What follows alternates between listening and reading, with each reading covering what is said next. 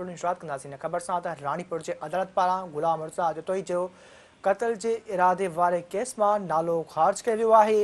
Advocate Liaquat Ali Jatoi जा दलील ॿुधण खां पोइ अदालत केस मां संदसि नालो ख़ारिज करे छॾियो आहे। इन अहम ख़बर खां अव्हां खे आगाह पिया हलूं त राणीपुर जी अदालत पारां गुलाम मुर्तज़ा जतोई जो क़त्ल जे इरादे वारे केस मां नालो ख़ारिज कयो वियो आहे।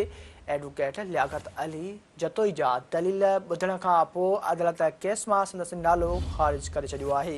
इन अहम ख़बर खां अव्हां खे आगाह पिया हलूं त राणीपुर जी अदालत पारां गुलाम मुर्तज़ा जतोई जो क़त्ल जे इरादे वारे केस मां नालो ख़ारिज कयो वियो आहे। एडवोकेट लियाकत अली जतोई जा दलील ॿुधण खां पोइ अदालत केस मां संदसि नालो ख़ारिज करे छॾियो आहे।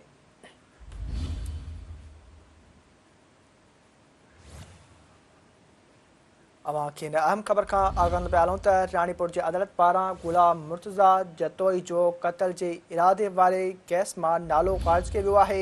एडवोकेट लियाकत अली जतोई जा दलील ॿुधण खां पोइ अदालत केस मां संदसि नालो ख़ारिज करे छॾियो।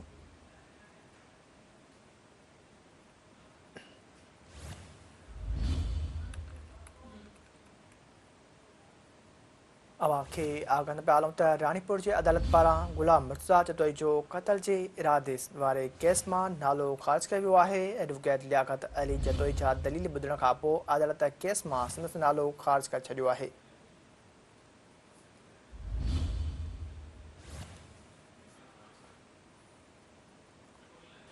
वधीक असां टेलीफोन लाइन ते मौजूद आहे राणीपुर खां सीनियर रिपोर्टर यासीन राजपर जी। यासीन कहिड़ा तफ़सील आहिनि? गुलाम मुर्तज़ा जतोई जो क़त्ल जे इरादे वारे केस मां नालो ख़ारिज कयो वियो आहे, कहिड़ा तफ़सील आहिनि?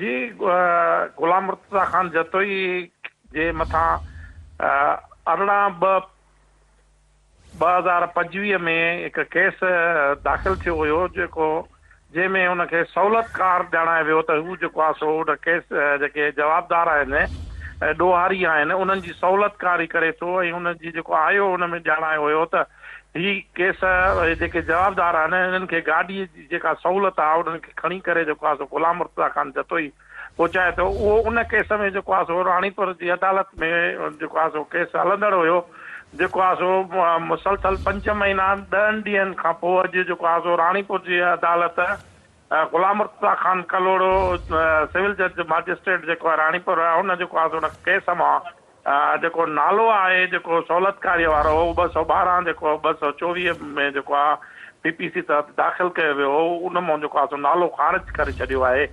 जॾहिं त जेको आहे सो हुन केस जे जेका पहिरीं एडवोकेट लियाकत अली जतोई करे रहियो जंहिंजा दलील ॿुधण खां पोइ अॼु जेको आहे फतवा ॾिनी वई आहे। जी, वॾी महिरबानी यासीन राजपर तफ़सीलनि लाइ।